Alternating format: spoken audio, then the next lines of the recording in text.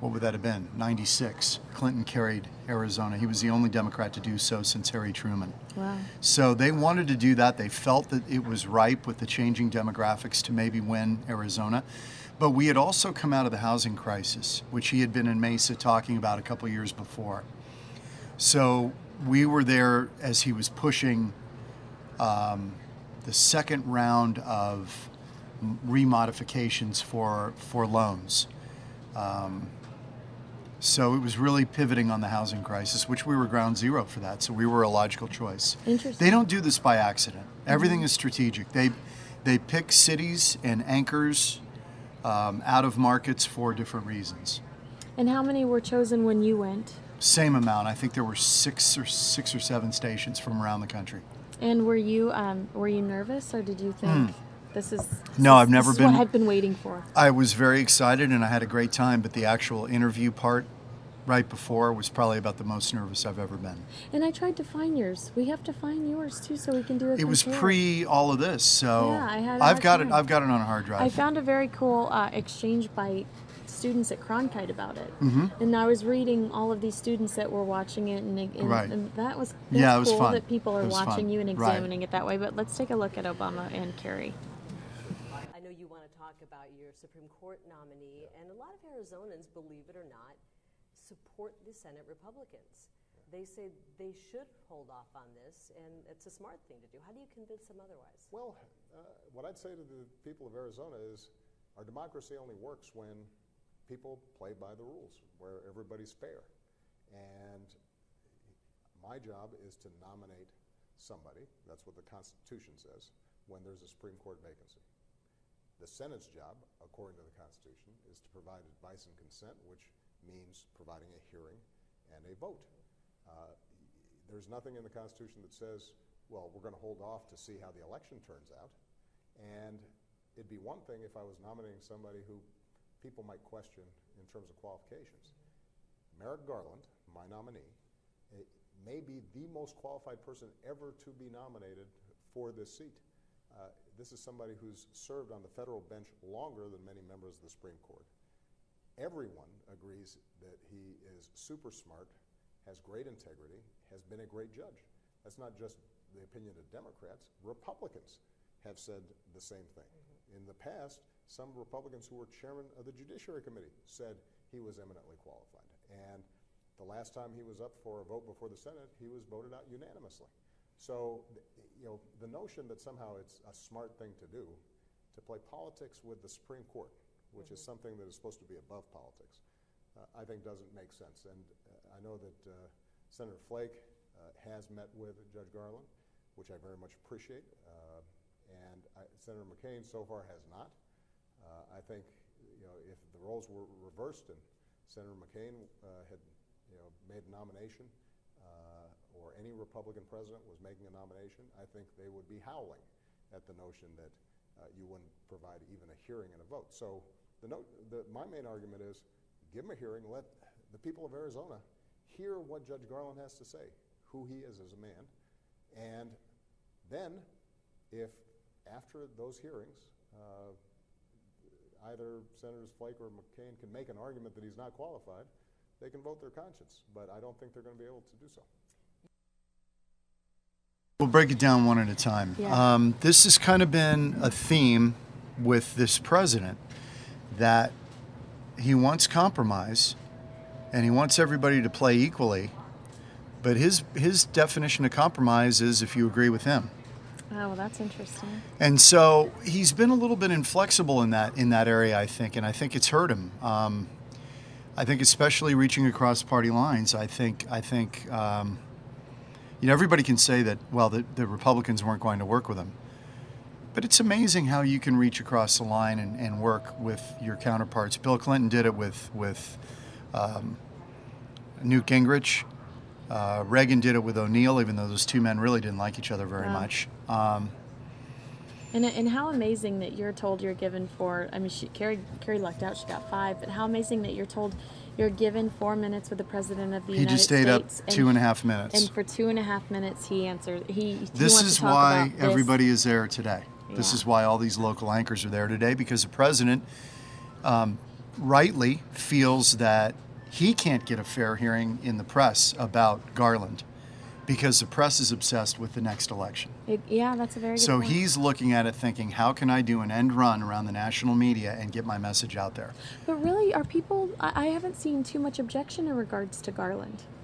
I don't think As there's a a lot of person. objection, but I Yeah. think the president, again, is missing the point. He's saying that advice and consent from the Senate, but the Senate also has no obligation to do anything.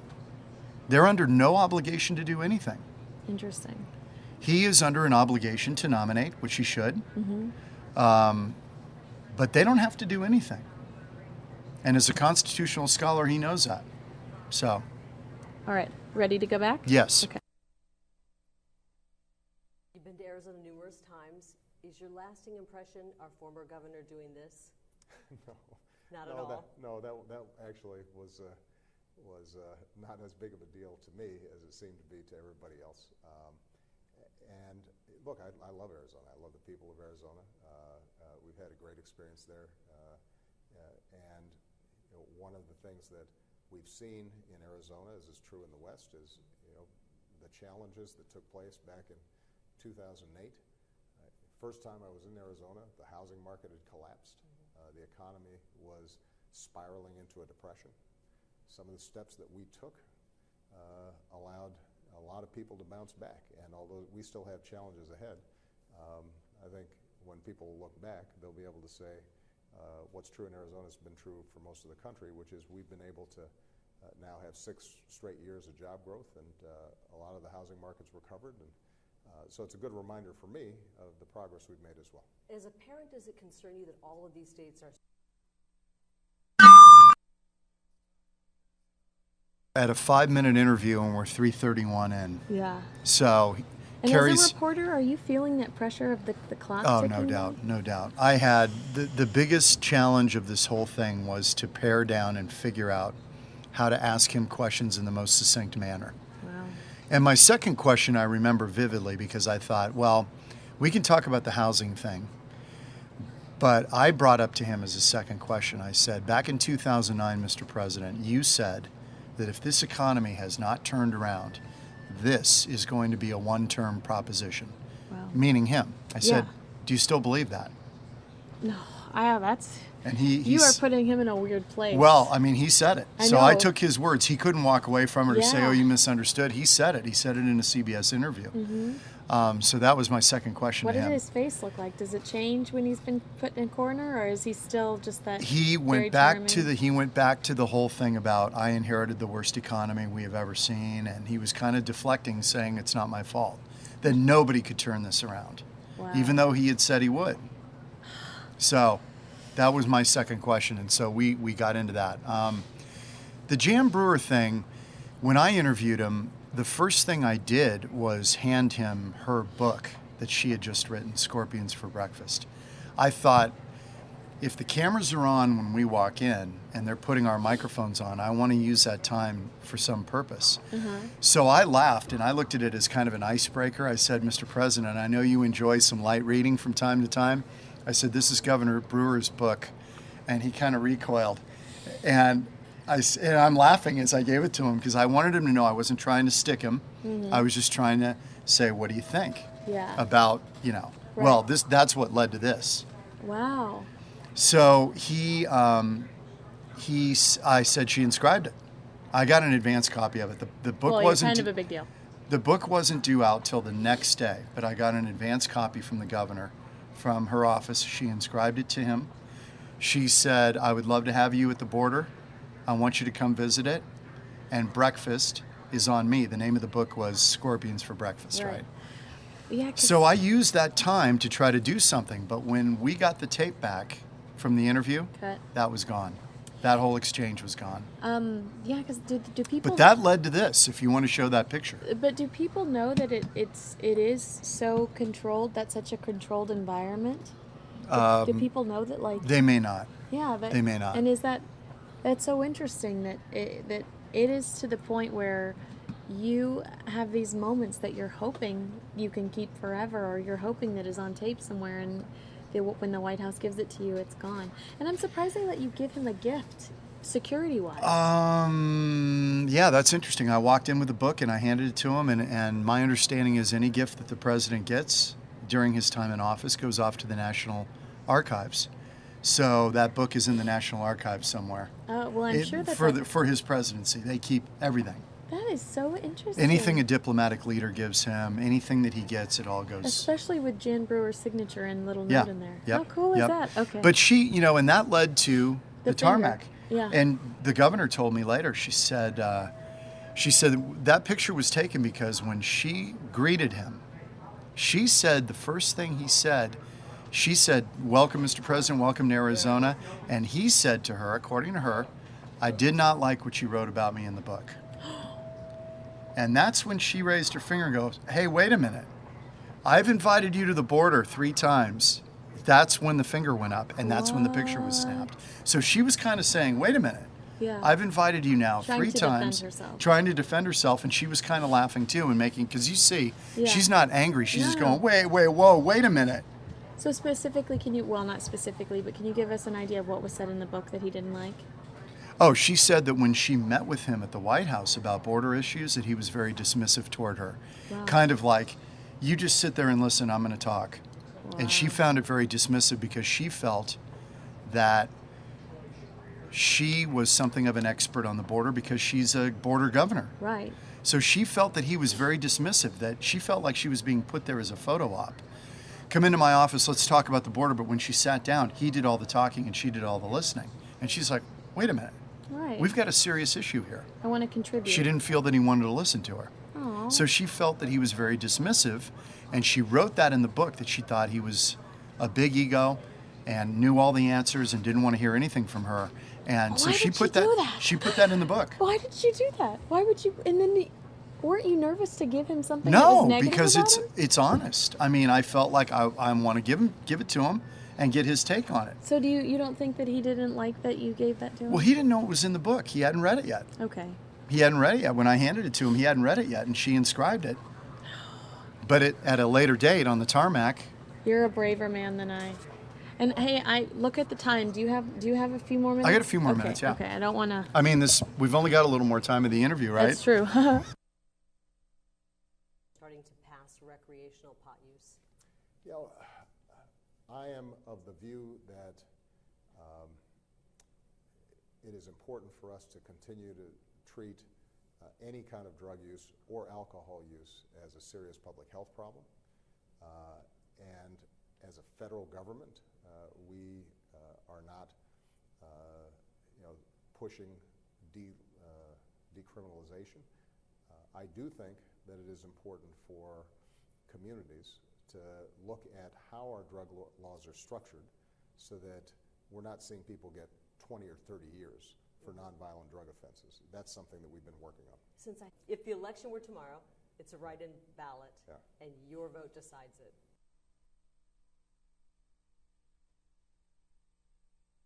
Yeah. What? I'll tell you.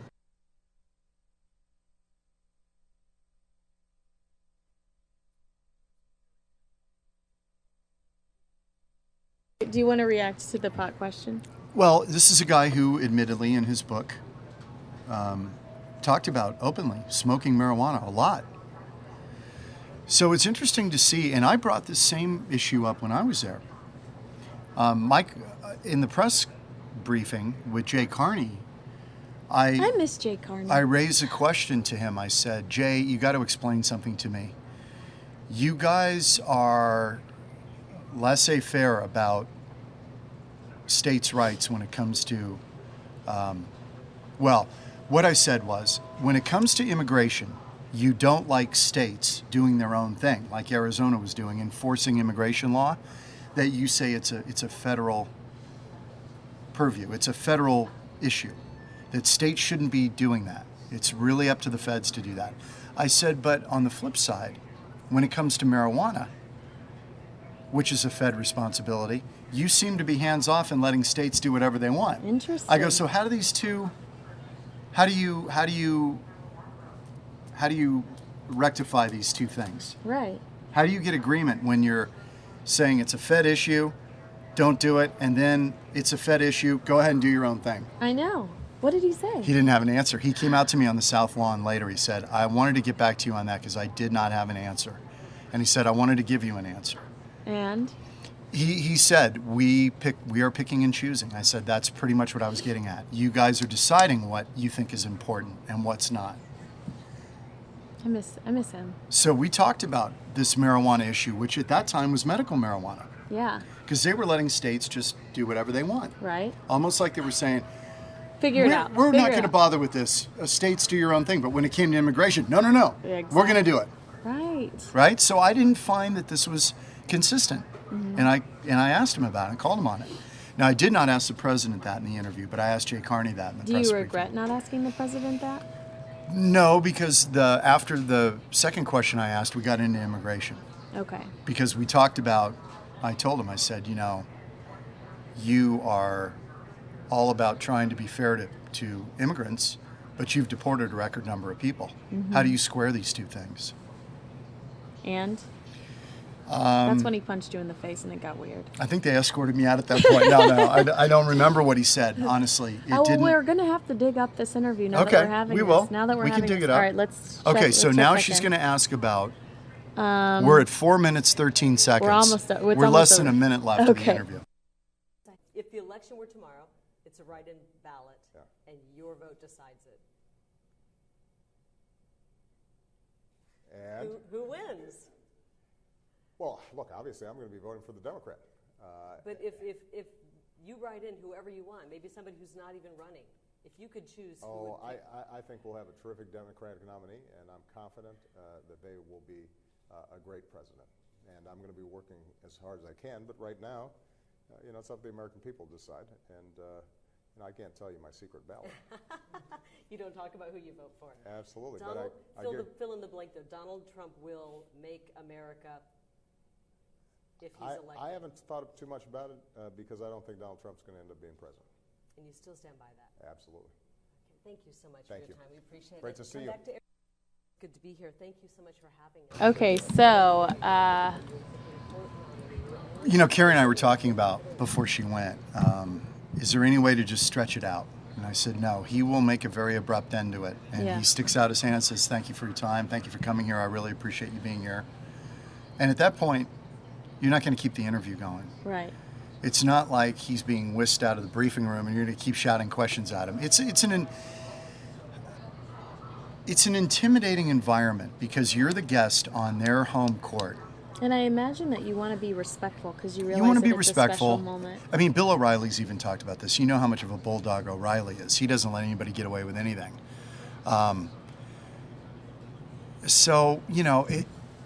If Bill O'Reilly has trouble with interviewing the president, which he said it's very hard to interrupt him, I told Kari, it's going to be very hard to interrupt him.